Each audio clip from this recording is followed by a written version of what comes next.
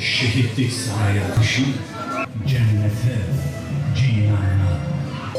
Şahit olsun cihan, şahit olsun buna.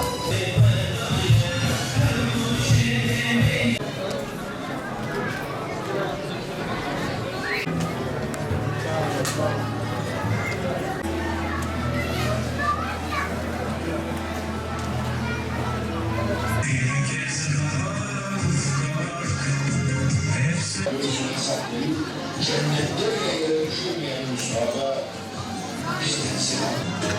Annem ayağındaki belinden tanıdı.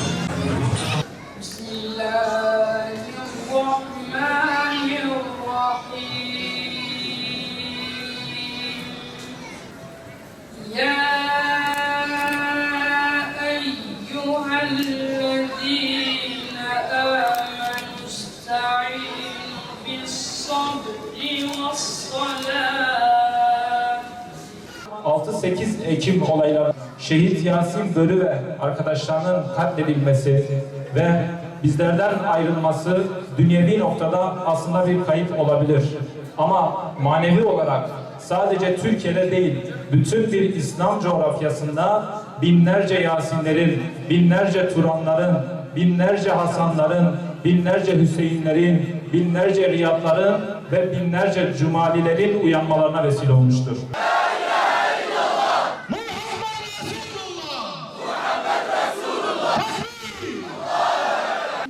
Bir Müslüman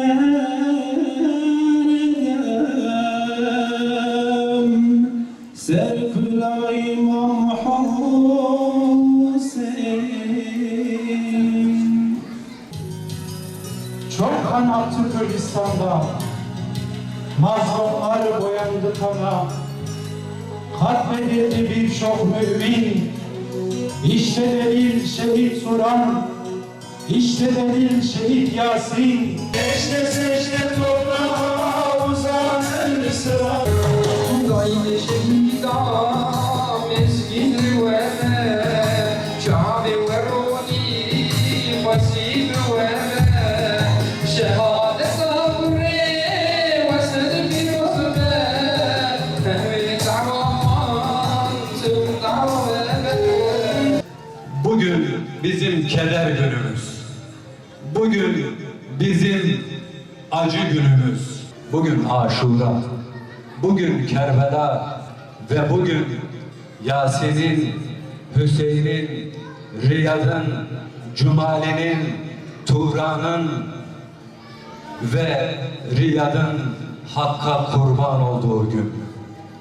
Hazreti Adem'le başlayan insanlık serüveni içerisinde her dönemde bir Kerbela vardır. Her dönemde bir Hüseyin vardır. Her dönemde bir Zeynep vardır. Ve bu hep böyle olmuştur. Çünkü hakkın batılla mücadelesi aslında bu imtihanın da zeminidir. Eğer mücadele olmasa imtihan nemize lazımdır. Yezid haber gönderdi Hüseyin'e. Biat etmesini istiyordu. O kendine ve ceddine yakışanı yaptı. Zillet bizden uzaktır. Asla sana boyun eğmeyeceğim. Asla sana tabi olmayacağım. Hüseyin beyat etmek zorunda bırakılıyordu. Neden? Çünkü Hüseyin Yezid'e biat etse kimse Yezid'e karşı duramazdı. Çünkü Hüseyin Yezid halifedir dese artık kimse itiraz edemezdi. Onun için Yezid de Hüseyin'i zorladı. Hatta canına kastetti Ehl-i Beyt'le beraber. İşte Hazreti Hüseyin bunun için kıyam etti. Eğer Hazreti Hüseyin Yezid'in karşısında durmamış olsaydı, inanın bugün İslam toplumu belki çok çok daha feci bir halde olacak. Başta keder dedim, acı dedim, doğru. Ama bu keder ve acı bizi büyük bir saadete götürecek. Onun için üzülmeyin, gevşemeyin. Eğer Biz direnmeseydik bölge bitmişti. Eğer biz hakka adil şahitler olmasaydık şu anda var ya bu 15 Temmuz var hepimizi alıp götürecektik. Eğer şu anda bölge ayaktaysa Yasin'in kanının bereketiyle ayaktadır.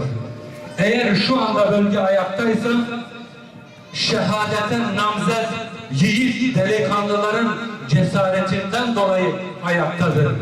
Bize kim sahip çıktı Allah aşkına? Aradık telefonlarla. Gelin bakın saldırıyorlar, öldürecekler, katledecekler dedik ama kimse feryadımıza kulak vermedi. Tıpkı Hüseyin gibi Kerbela'da susuz bıraktılar. Ama bizim Rabbimiz var. Biz Allah'a dayandık. Tevekkeltu alallah. Allah bize yeter.